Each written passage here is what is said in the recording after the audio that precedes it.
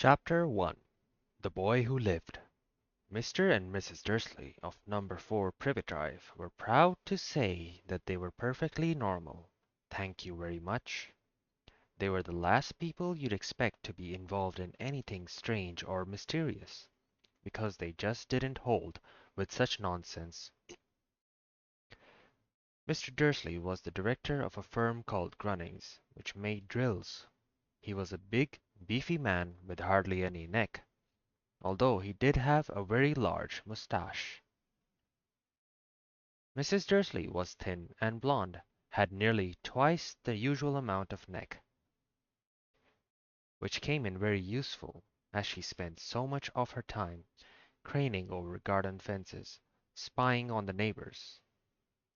The Dursleys had a small son called Dudley, and in their opinion there was no finer boy anywhere. The Dursleys had everything they wanted, but they also had a secret, and their greatest fear was that somebody would discover it. They didn't think they could bear it if anyone found out about the Potters.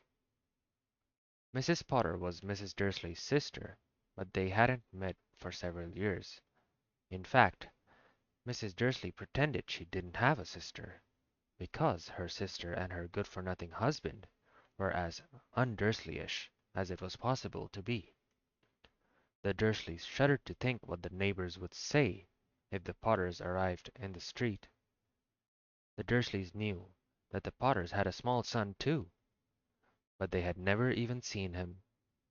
This boy was another good reason for keeping the Potters away. They didn't want Dudley mixing with a child like that.